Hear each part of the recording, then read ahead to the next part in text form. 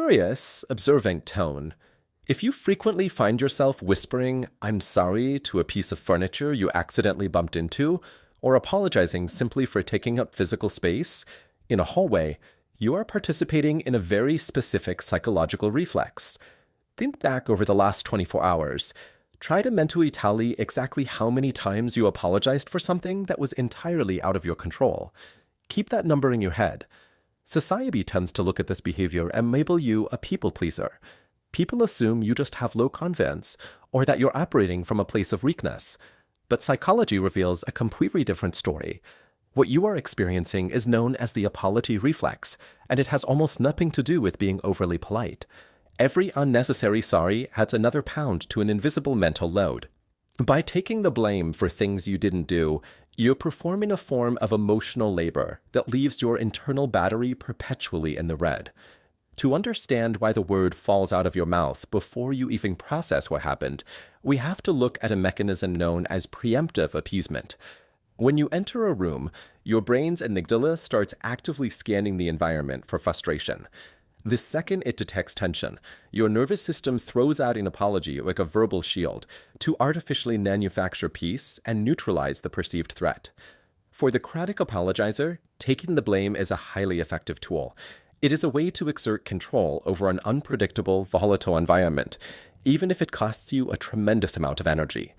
This reflex didn't develop overnight. For many of us, it started in childhood through a dynamic psychologists call parentification. This is a scenario where a young mind is forced to manage the complex emotional states of the adults around them. You had to grow up quickly, acting as an emotional buffer for unpredictable people. You learned very early on that the fastest way to stabilize a chaotic household was to absorb the blame. You figured out how to anticipate everyone's needs before they even had to ask.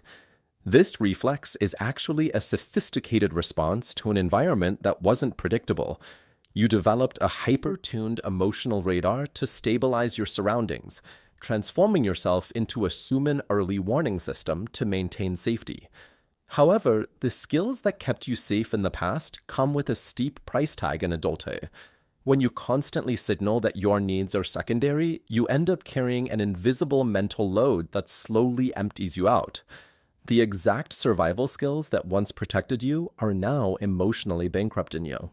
This constant output of accommodating energy makes you a magnet for people who will happily take up the space you refuse to occupy yourself.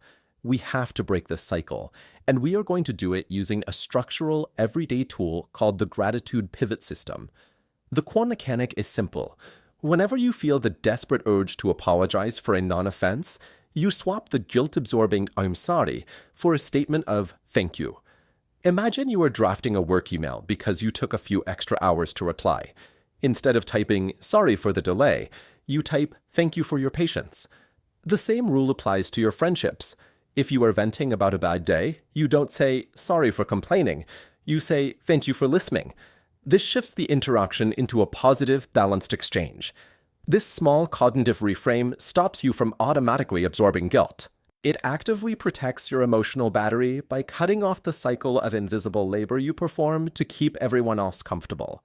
The ability to read a room and anticipate the needs of others is a rare level of emotional intelligence.